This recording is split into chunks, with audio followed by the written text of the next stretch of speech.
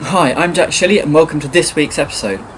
This week's episode marks the start of my new series, which is Autumn and Winter Colour. Now I'm going to be running this for a couple of weeks just to show you how you can inject some last minute colour and some winter colour into your own garden at home. This just helps to brighten up those pretty miserable and dull autumn and winter days until we get through to spring next year. Now the weather has taken a turn, it's pretty chilly. I've got my jacket on today and it's the ideal time to go to your garden centre or even your local supermarkets, I've noticed, and get some autumn and winter bedding plants. That's what I'm going to be focusing on in this episode today first, when I'm planting up this bulb container here. Later on in the series I hope to focus on a few shrubs and bulbs and perennials as well that are going to look good in the winter and provide some much needed colour during those dull months. But as I said, I'm going to be planting this one up today with some annuals. Let's get started. So I have my little bulb planter here, relatively inexpensive, got them at the local garden centre, and what I'm going to be planting in there is these mini chrysanthemums. I've got pink ones and white ones here, and I'm also going to be using these cyclamen because they're looking really colourful and really good at the moment. The cyclamen I grew from little tiny plugs that I had a while back. They've come on really well, and as you can see they look pretty good. The chrysanthemums I unfortunately didn't grow myself. I just can't seem to find anyone that does plugs or seeds or anything, so if you know of any, please post them in the comments. I'd love to try and grow them myself. Now you don't have to use cyclamen and chrysanthemums, they're just the ones that I've chosen because I think they look quite good together in this pot. You could also use primroses, which are these here. So again, I grew these from plugs.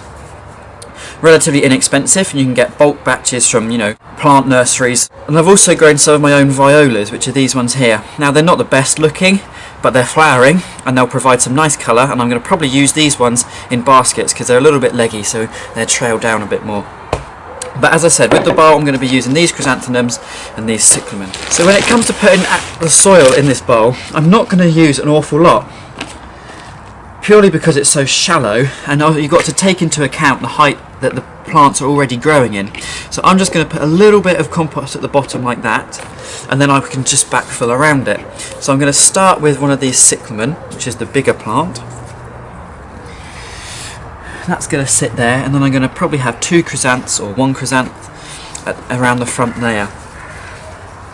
So if we tip this out, quite well rooted, push him as far back as possible, and then we put a pink and a white one in so we get a nice contrast at the front. Oh, really well rooted again. So that's pink one. Just going to backfill a little bit around this corner to hold everything in place, and then I'm going to pick a nice white one. This one's looking quite good, quite bushy. There. Actually, looking at the way this has turned out, the chrysanthemums are a little bit taller than the cyclamen, so it's probably going to work out that the cyclamen's at the front and the chrysanths are at the back. I think we're just about there with that. Now, that was really quick, really simple to do, and what this is going to do is these chrysanthemums are going to come into flower later on the season. They're hardy, so they're not going to be killed by the frost. Same as this cyclamen here. This cyclamen is hardy, so they're going to be there all winter long. The chrysanthemums have a really long flowering period, and if you deadhead them, it does encourage them to flower again. Same with the cyclamen, they will just carry on going and going and going, so long as you deadhead them and look after them. What I'm going to do with this, because it is very shallow, there's not a lot of new compost in there, is give it a good water in with some feed, just general purpose. You can use tomerite or you've got flower feed, even better, just to make sure they've got enough nutrients in there to really establish and thrive. But I mean, that's just one way of planting up a really nice little container that you can put on the table outside, or you can just put in a corner of the patio on your front porch, just to brighten it up a bit. Now there's not an awful lot in here, and to be honest, a lot of the stuff that I've got in here are looking pretty pants. This is the first go I had of sowing my autumn stuff. I've got another lot coming ready for later on the season to be planted out. But what I'm going to do with these is, because they're looking a bit ropey and I can't really use them in any containers, is actually use the flowers that they have got and collect the seeds from them. Now this is a really simple process, and it's very good to do at home, especially if you've got pansies, or violas. Really simple process. Now once the flowers finish, these seed pods develop, which look like little weird berry type things at the end of stalks.